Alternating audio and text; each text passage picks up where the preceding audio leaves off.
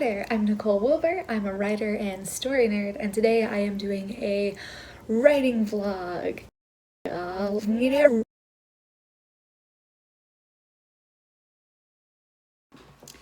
Hey, editing Nicole here. So, the video that I had planned for today was going to be titled, Does Schitt's Creek Follow 3-Act Structure?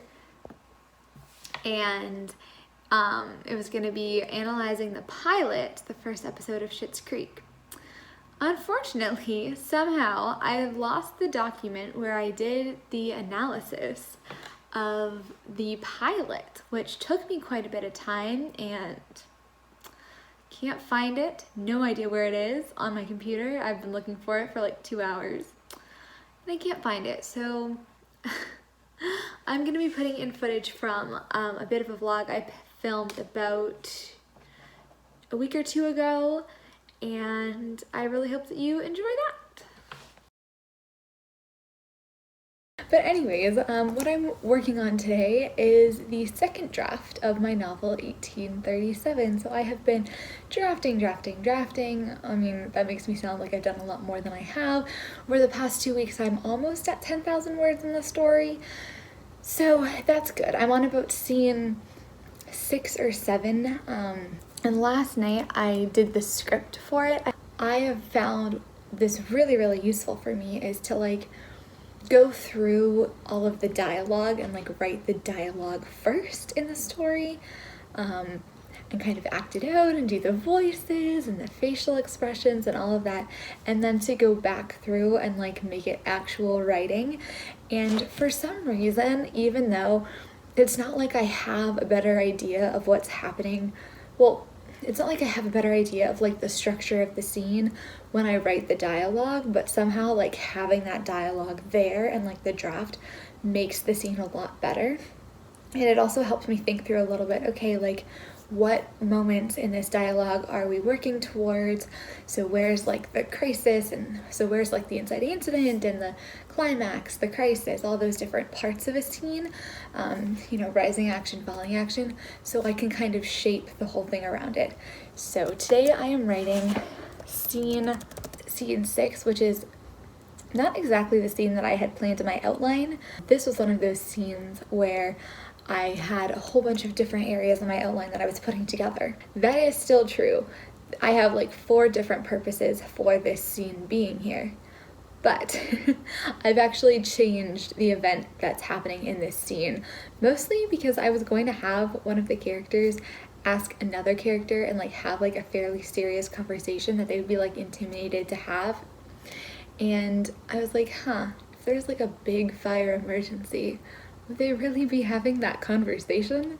So then I had to change it, and I like what I changed it to a lot. So yay, there's that. One of my main characters, her name is Greer.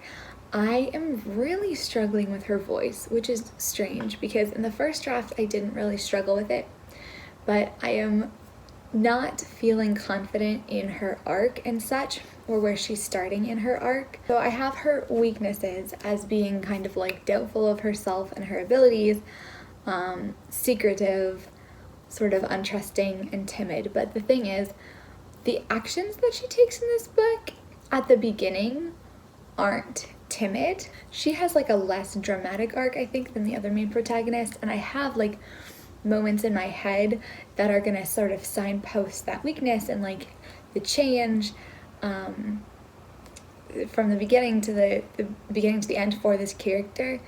I don't know if I'm describing it right, so I don't know if I'm describing it right in the outline, so it's not really coming into the novel, so I don't know if I should just kind of go with it, like with what I'm doing in the novel, and let things happen, or if I should sit and think more about that character. I think I should probably sit and just think more about that character and come to a point where I'm happy with the arc that I have, and I'm happy with where she's starting, because I think some of the qualities that I have about her aren't great. They're like if this is the character, then the description I have is like hitting here, and in the actual story it's more on the pen, it's more closer to the target, but like nothing's really hitting the target. So there's some work to be done there, and I have a scene to write. So I'm gonna just get into that. Okay, so I haven't completely solved my character problem, but I sort of just sat and worked it out a little bit. There's an aspect of this character that she is unsure and sort of doubtful about, but she can still act boldly in other places. I think the fact that I was like, oh, she's timid kind of made me feel annoyed. There's still something bugging me a little bit just about, I don't think we've had a scene that like defines who she is as a character. I did Myers-Briggs for all of my characters. She's an INTP, so more interested in ideas than social interactions, quiet, flexible, analytical, abstract thinker, imaginative, and then there's kind of like the weaknesses that I put in, which are like absent-minded, kind of withdrawn, and then a little bit sort of untrusting and unconfident in and second guessing herself in like one area of her life. So all of the good things like the ideas versus social interactions, the withdrawn part, I think I've shown that fairly well in her internal monologue, but I don't think I've yet had a scene where it's like a quintessential Greer moment. You know what I mean? Like this is who she is, and like these are her weaknesses, this is the problem. Scene with her yet, which is not good because I'm into scene 7, which is probably going to be it would end up being like, well, actually, it would end up probably being chapter 7, but it's like the second sequence of the story. And Aggie, the other main character, she has had her quintessential Aggie moment where I think you have a good understanding of who she is. With Greer, I don't think I've had that moment yet. And I don't know where I'm going to put it. Maybe in the next scene, because that could work. The next scene is from her perspective. I just feel like I have to write that, and so maybe I have this scene scripted up. So during the live stream, which is in 15 minutes, I am just going to work on writing that scene because I don't want to be acting stuff out to my live stream, although I feel like that might be kind of funny, but I will maybe write a quintessential scene for her somewhere else, and maybe I could do a flashback or something somewhere. Although it's kind of early in the book for a flashback. It's much better just to do it in real time. But I feel like I just need to understand her character more, so maybe I will do a few sort of side scenes as part of my writing process. I am doing this writing process a lot differently than I did the first draft of it. First of all, I'm trying not to feel rushed with things. So every time I sit down to write, I'm going back pretty much and rereading the chapter or the scene that I just wrote. And I'm also editing as I go. So I've gone back to the beginning and changed little words, changed things, changed the dialogue, and I'm trying to sort of linger and make it good. I probably worked on the opening quite a bit to make it good, which a lot of people say that you shouldn't do, but this isn't a first draft, right? It's a second draft, and I feel like this like careful way of trying to actually be happy with the writing is going a lot better. One of the other things that I'm doing is I'm actually sending bits of it as I go to a friend of mine who is not a writer, so she's not really a beta reader. She's more like, I guess she's a beta reader. She's a beta reader. She's not a writer, so she doesn't give a ton of feedback, but she does like, and she is my friend, so they're not always like the most honest stuff. But when I'm writing a long draft like this, I don't necessarily need the most honest feedback at this point. Like, I know that if there's something really big, she will say it, but she's not going to be like, oh, this grammar was shitty, or though, am I not supposed to swear? I guess I can. So I just got back the first 4 scenes from her. So I sent them to her and she sent them back, and she just had good comments to say, right? Like she said, she gives her reactions. So she says, I like the suspense. She talked about a character being up to no good. I'm just going through her comments.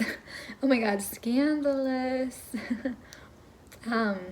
Left scene 1, no boring moments, and I'm really interested in finding out this one thing. There's a part where she said such Bridgerton vibes. I know you wrote this before, but I love this character. I like that. So, just really motivating stuff. And that is something that I feel like a lot of people don't recommend doing. Or it's not something that I've heard that a lot of people do, but I guess sent to critique partners and that kind of thing. But I'm really enjoying it, and I had a taste of this when I was in my playwriting workshop class, where I would give a few scenes and then get feedback on those, and that actually really helped shape the writing going forward and give you confidence in like what you want to be happening is happening, or to think, okay, what do you think is going to happen next? And then that gives you ideas and like thoughts on like, are you leading the reader in the right direction? So I actually think it's very, very valuable. So I have all these comments from this friend who's been reading. I'm going to send her the next few scenes soon. It's really lovely. And honestly, my favorite part about this, all of her comments, is the very last line of the scene is a bit of a bombshell, and her comment is like all caps, what, with like 10 T's. And I love it. So I'm like, okay, so that fell the way it was supposed to fall. That fell the way it was supposed to fall. So that is good. That is very good. So that's been just helpful for having motivation to keep going, because I feel like this is going to be a long haul. Okay, there's 10 minutes left. I need to drink more water and go get set up for the live stream. Here's my basement where I will not be interrupted. So you have the heater going because it's too cold to be down here without the heater. Then we have outside. It's so pretty. We've gotten so much snow lately. It's kind of insane. I mean, it's not insane, but for Canada, but like it is a lot of snow.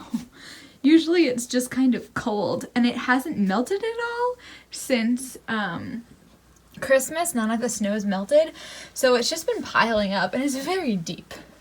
Oh my god, did I do this wrong? I might have done this wrong. Did I schedule it for the day that I created it? I hope not. Okay, so let's set this up. Okay. Hi. Alright, let's do this.